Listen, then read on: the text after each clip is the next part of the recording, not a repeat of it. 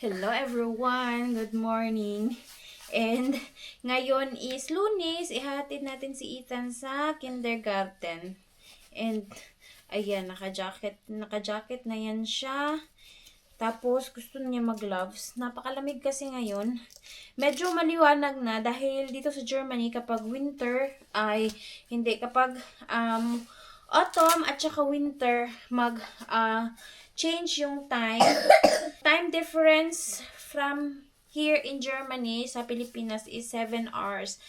That is winter sa winter season. Yung sa summer season naman is 6 hours yung time difference. So ngayon nag-change na I think every 6 months mag-change siya. I need my jacket. Hinahanap ko yung pulang ni anak, pula na handshoe or gloves. Hindi ko alam kung saan yun nilagay. Ngayon, it's already 7. Hatid na natin si anak. Medyo late na. So, start yung kindergarten. Pero, andito kasi hanggang 8:30. Pwede mong ihatid yung bata. 8:30, 8:45. Ayan si anak. Natulugon pa. Bring ya. You have gloves? Let's go. Sobrang lamig ng ng bakal sa pultahan. Oh, lamig ng simoy ng hangin. Yeah. Let's go, Shatsi. Ha?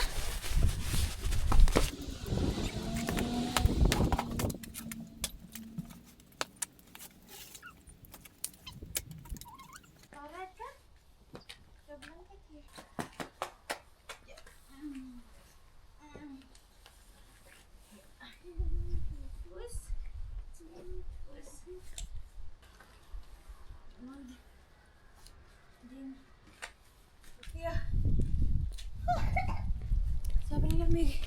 Kailangan din natin ng gloves. I think kung akong cellphone na iwan. So, dito pala. Kailangan natin ng makapal na gloves. Oh, ang lamig! Super lamig ngayon. Ayan. Ayan na si Ethan. So, ayan, mabuti na lang at nag-change time na naman dito at kapag 7:30 maliwanag na. Natatakot kasi ako bumiyahe kapag madilim pa kasi nga babiyahe tayo sa highway, magdadrive tayo sa highway and bike lang. Maraming sasakyan doon.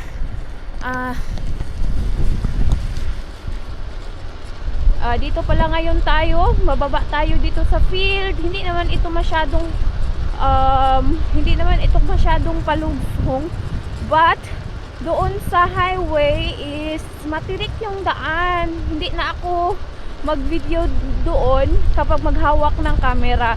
Next time, magbili ako ng camera na ilagay ko na lang sa bike yung camera na hindi ko nahawakan para makita nyo yung dadaanan ko na sobrang matarik siya.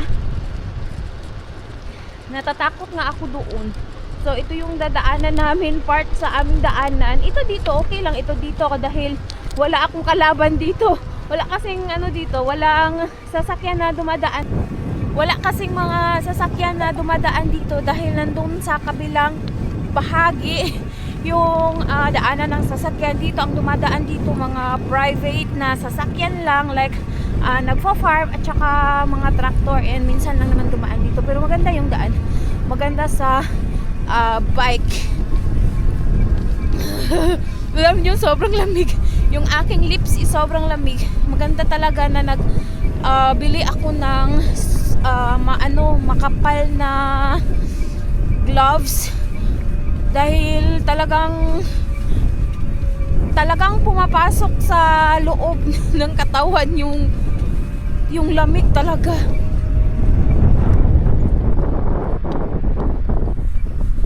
Yan na yung highway. Tapos doon, dadaan tayo doon, bababa tayo doon sa forest. Pero hindi na ako mag-video Dahil nga hinahawakan ko lang itong camera and natatakot ako. Super delikado talaga dahil nga sobrang tarik ng daan. Ang daming sasakyan. So, ayan si Ethan. So, see you mamaya. We're here already? What man?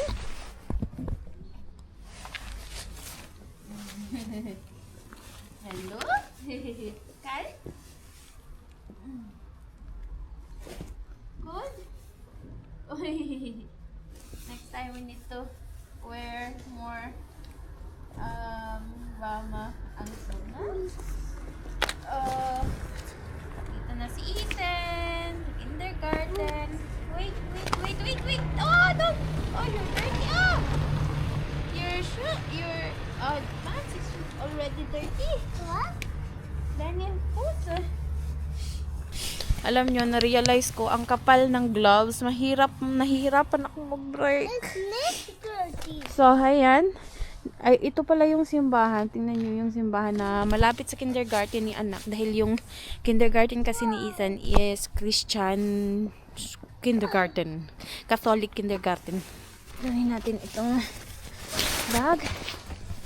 And, ayan yung kanyang kindergarten. So, maglalakad lang kami. Let's go, anak. And, are you excited? Yeah. Guys, may mga bulaklak ako sa garden na hindi ko siya, tatanggalin ko sana siya noong summer. Nandito na pala ako sa bahay. Sobrang bilis. Ayan, nakalimutan ko mag-video.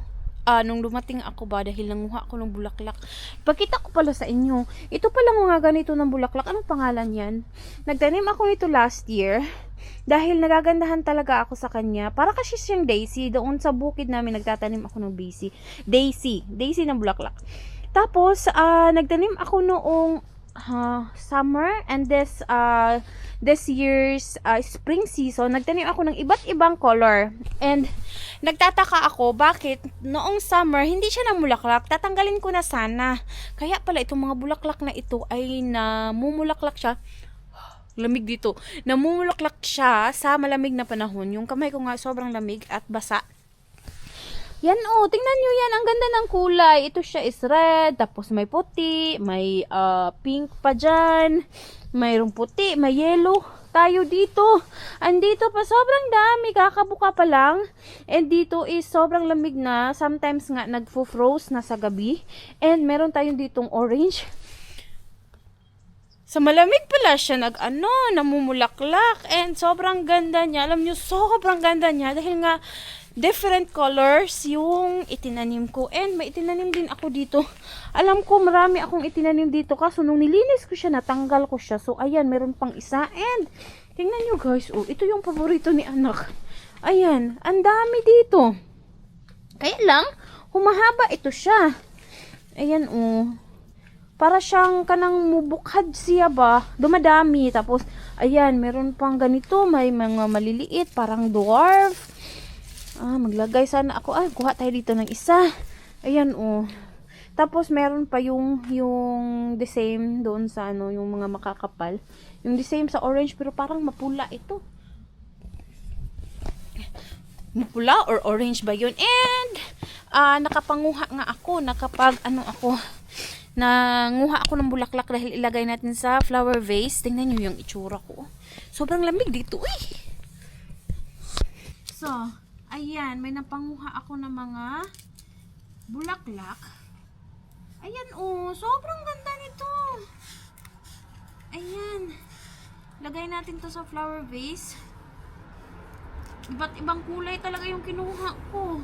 Mabuti na lang talaga at hindi ko siya nilampisan noong summer nung naglilinis ako dahil talagang gusto ko sanang tanggalin na dahil nga ang tagal ko na siyang tinanim and hindi siya namulaklak and humahaba, dumadami pa siya.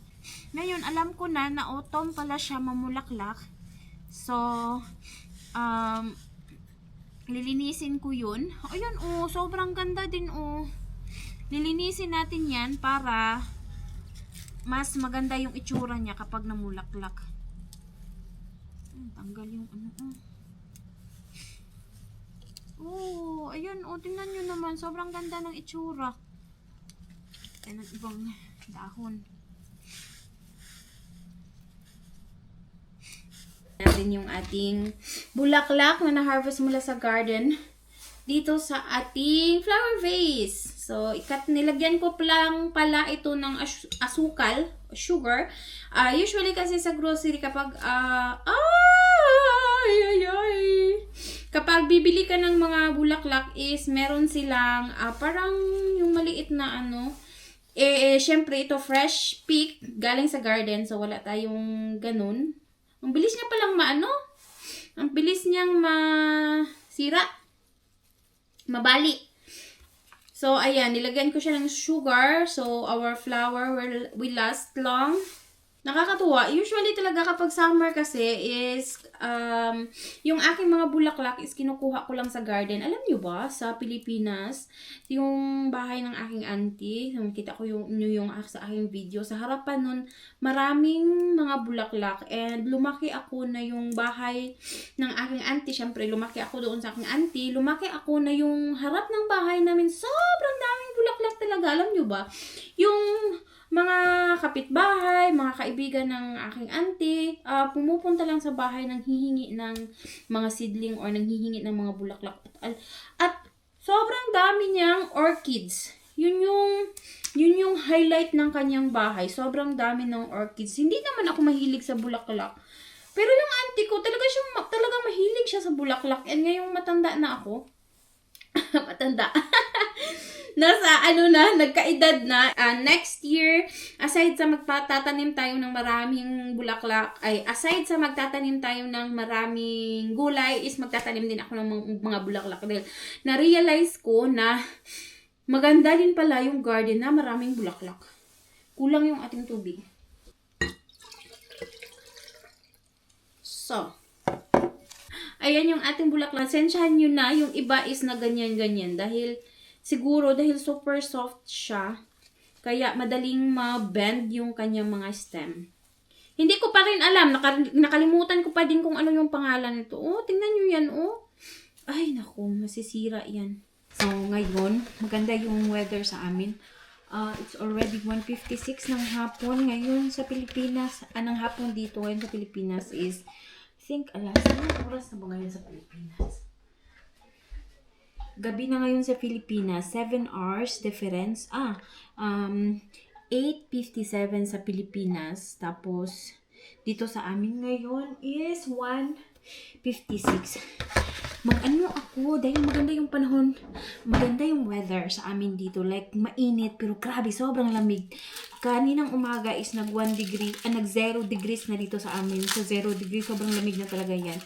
Meron akong mga ahos dito, and kung naalala niyo yung tinanim natin, dadagdagan ko siya kasi meron pa akong isang garden bed na pwede pa nating taniman. Sayang naman kung hindi matataniman dahil ang goal ko nga is magtanim ng maraming garlic this year, para next year marami tayong garlic na may harvest. Kasi itong mga ganito kasi is i-stock siya ng marami ng mahabang panahon. So, yan yung gagawin natin. And this time, dito sa Germany, is ngayon yung magandang time na magtanim ng mga garlic. Dahil yung garlic, it takes 8 to 9 months bago siya natin harvest.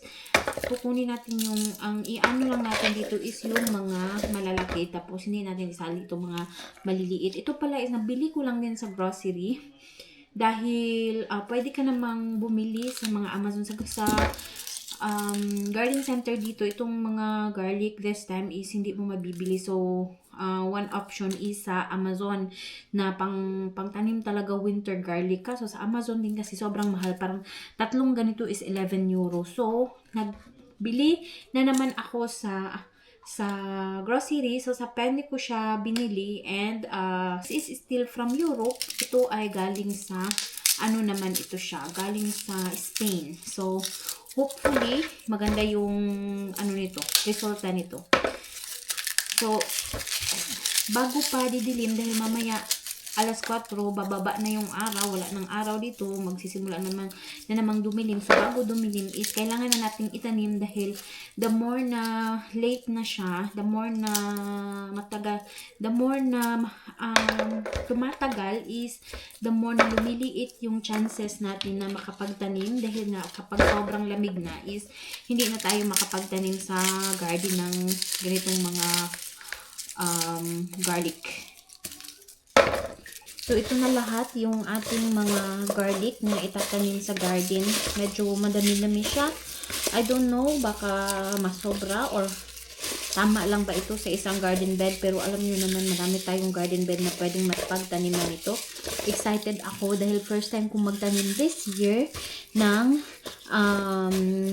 autumn season, magtanim nitong mga ganitong mga garlic. Alam nyo, ito talagang mga garlic ang gusto ko na marami akong itatanim dahil nga itong ganitong mga garlic, ito yung unang-una na kailangan sa garden. Even if you don't like vegetable or you don't eat meat or ano pa dyan, kailangan mo talaga halos araw-araw ka nagluluto ng ulam, kailangan mo talaga ng garlic. So, ito magandang pangregalo, yung biyanan ko gustong-gusto niya, yung aking mga tanim na onion last summer. Magtatanim din tayo next summer ng maraming onion.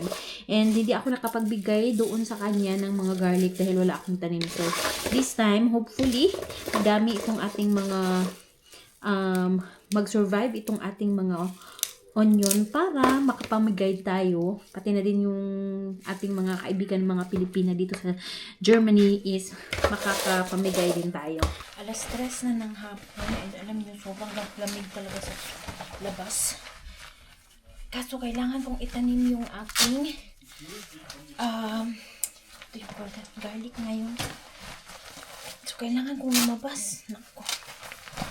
Kailangan natin ng makapal na jacket. Si anak pala is nandun na sa labas. Mauna na. Kailangan natin ng makapal na jacket dahil sobrang lamig sa labas. Tapos, itatanim na lang man natin. Di ba na noong nakaraan na ano na natin, nalinis ko na yung garden bed. Ngayon magtatanim na lang tayo.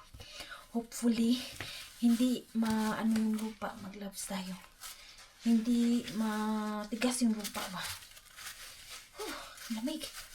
So guys, ito yung ating tataniman.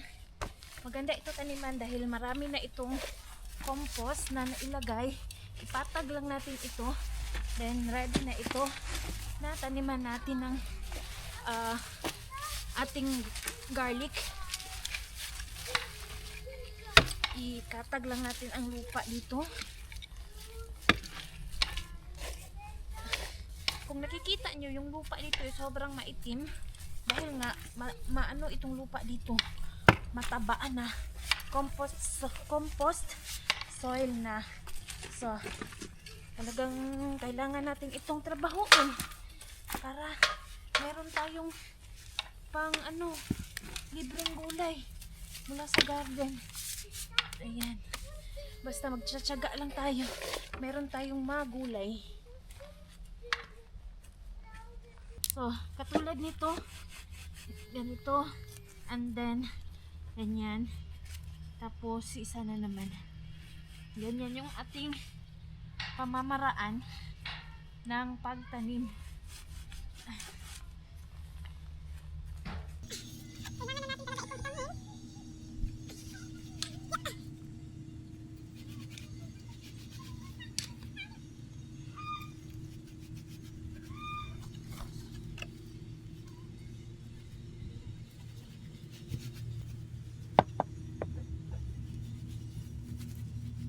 So, itong ganito, ganyan yung ating parang guide para sa tataniman natin.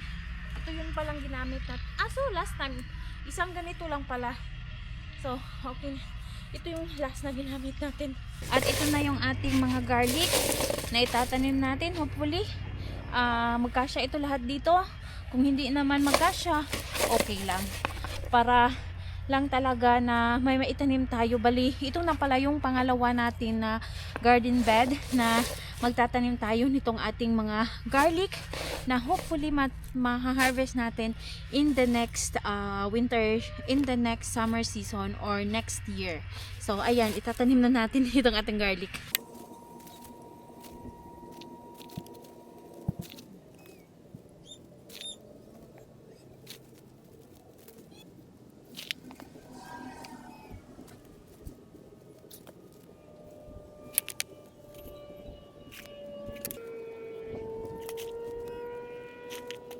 Nilagay ko pala muna siya para makita ko kung magkasya ba siya lahat. Nagkasya naman. Meron pa nga tayong sobra.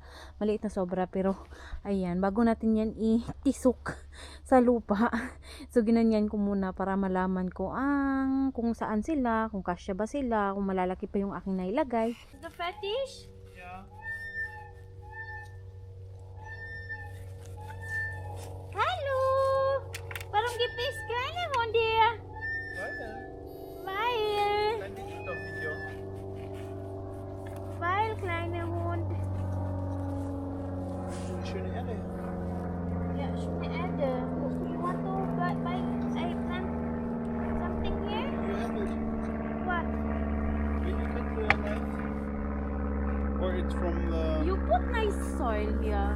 Hey, that's the one you made. Put. Gut aus. Very nine. Hey Siri, you need to get. Can you get me something like that? Daddy. So lalagyan natin ito ng hoy katulad ng the other kuan onion, garlic. Para maprotektahan siya sa malamig na panahon. Mamayang gabi mag-frost na naman. So, kailangan ito talaga ng protection lalo na kapag malamig na dito.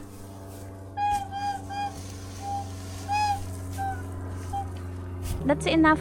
Ja, das So, ano natin ito dito?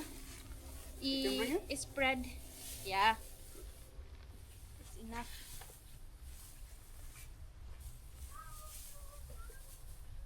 Itong mga ganito, nabibili naman ito sa parang pet smart ba? Mga pet store. Pagkain ito kasi ng mga dito pagkain ito ng mga rabbit or iba pang mga hayop like mga sheep, mga tupa dito sa Germany dahil nga may winter dito. Kapag winter season at malamig ng panahon, hindi na ilalabas yung kanilang mga tupa, mga kabayo, hindi na ilalabas. So, kailangan na papakainin sa loob ng bahay. So, ito, maganda, syempre, maganda din ito dito sa ating garden. Magiging, ano lang ito siya, magiging compost ito siya.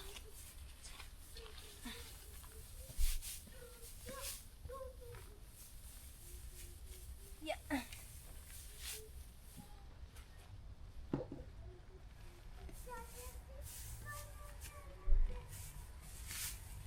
So, yan na yung ating garden bed na nakatanim yung ating mga garlic. And ito din yung isa. Ito medyo humupa na dahil ilang beses na itong naulanan. Ayan. Protected na yan siya.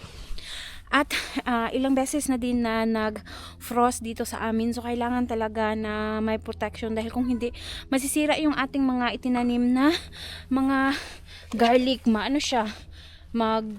Kuyos. Meron pa pala ako mansanas dito. Ayan. Ayan, sobrang pula. Ooh. Anak, you want to eat apple?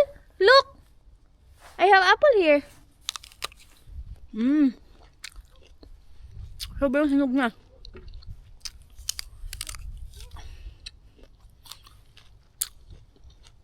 Soft na nga siya.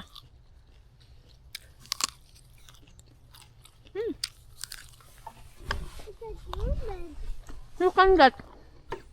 Oh, it's a bucket. That's a dirt. No. You can get. Give na. And you can eat it. Oh, yummy? Cold. Ang sipon sa bata. Cold na? Aba, yummy. Masarap? Sarap? Sagmal, sarap. Salap. Salap. Meron pang iilang piraso, kukunin na natin ito dahil sarap, masasayang lang yan siya. Ito nga yung apple namin na nasa pot for 10 years. Napakatagal niya sa pot. Naghintay talaga siya na mai-transfer namin siya. Tingnan natin. Ethan, come here. I have berries here, anak. Meron pa pala mga berries here. Oh, pakain natin kay anak.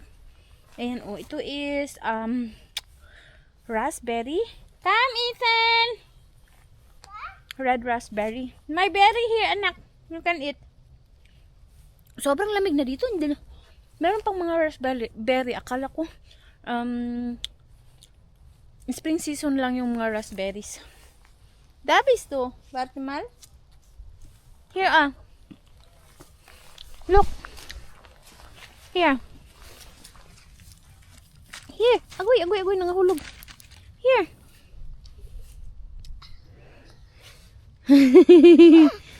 Yeah. Raspberry, yellow raspberry. Uy. Wow, yummy. Masarap yan dahil matamis. Salap. Sarap. Matamis, tapos malamig. Anak, where is your mutse, anak? Where is your bonnet, your mutse? Oh, andyan din si Siri. Hello! Yeah. Start the camera holder. Yeah, barong! Sus, kaya ka na magkasakit, anak. Wala na siyang bonnet, wala na siyang yung parang match husin niya.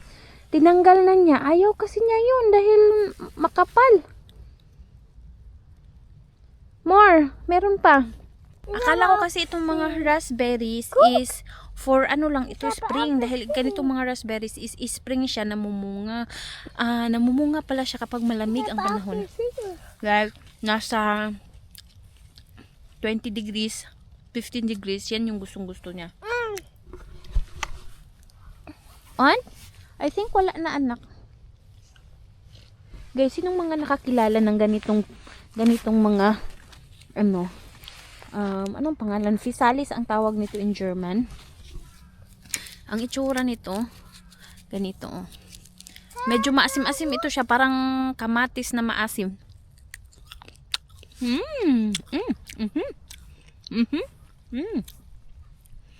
Hindi ko na nga yan siya hinarvest dahil sobrang dami nito.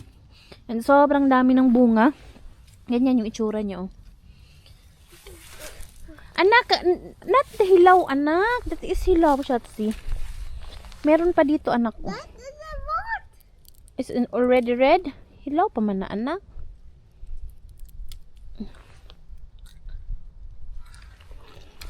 Ay, sorry.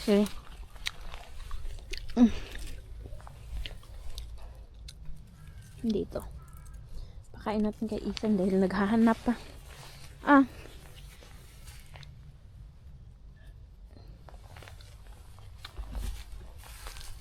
May mga hinog pa dito. Oh. Ha? Where? Yeah. Yo? Ayan, oh. Pakain natin kay asawa. On, what happened to our garden house? So, ito yung aking garden house na hindi natapos-tapos. Siya was for dish. Nicht dagegen treten, nicht dagegen treten. Nein. Super. Ich weiß nicht, ob die noch gut sind. Yeah. On? Geht doch. Na, ist doch noch essbar. Yeah, we need to finish this. Ginawa namin ito, hindi pa kami hala, meron akong kalabasa dito. Da ist noch Kürbis, oder? Yeah! I have kalabasa. Akala ko hindi ito namunga tong tinanim ko dito. Merong isang kalabasa. Oh my God. Isa lang ba ito? Baka marami ito. Maybe it have more. Yeah, isa lang. Was ist das, Ethan? Und Madame und This is kalabasa, Shatsi. Und Madame auch. Da. Ito is Filipino kalabasa talaga ito and maliliit talaga siya. Ayan, hinog na hinog. Sarap to pang gulay. Masarap ito gataan. Hindi ba? You want more? Yeah. Give me. Okay. You cannot reach it anymore? So, ang liit nito. Yan. Gusto pa niyang kumain. Sus. Ayan, kunin na natin to. Baka masira na. Yeah. Meron pa pala kaming mga paprika dito. Kailangan na natin itong i-harvest dahil sobrang malamig na talaga. And you can also remove the root shots ay the plant. So it cannot use the ingredients the nutrients anymore. Hala shots, it's so big. Tingnan niyo yung aming what do you call that? Yung ating paprika. Yeah. Oh, kapot. Yung ating paprika sobrang laki. And it's not, yeah, so tingnan nyo yan guys. So we can already clean here and then para ready na yan siya ba taniman natin next year. Iwan ko kung anong itatanim natin dito next year. Maybe mga chili again or mga kamatis or albiren again or kanang strawberry again. So maganda itong taniman. Uy. Hard. Okay. Nasira na lang. No! It's not! Okay. Ayan, ni, it's kaput. Ayan, oh. Soft na siya. Hindi mo na siya makain. Hindi mo na siya maluto. So, need ko na lang itong ipala din. Okay na yan siya. Siguro, in spring, we will put more soil here. Ducky. Yeah. We'll make You want to plant? Next year, we will plant again. We we can already. Yeah, but the one we have is not good in wet soil. Now it's not so wet. What are you doing? In this soil it's good. I marked it. You're planting. Miri. Miri. Adalis do. Tingnan niyo yung aso. Come. Come. Ayan, hindi yan siya nakikinig. Basta wala yan siyang tali, hindi yan nakikinig. Come here, Siri. Here, Siri. Come, Siri. Madali lang pala ako ngayon dito sa garden. Kapag maganda talaga yung panahon kahit malamig, babalik tayo dyan sa garden. At kailangan madami pa din tayong kailangang linisin dyan. Ganyan talaga. Basta malaki ang garden. Marami ding linisin. Pero naman ako, nai-enjoy naman ako. Lalo na kapag maganda yung panahon dito. Ay naku, ang sarap talagang mag-garden. Nagpapasalamat talaga ako at meron kaming ganitong kalaki na garden na mapaglibangan ko ba.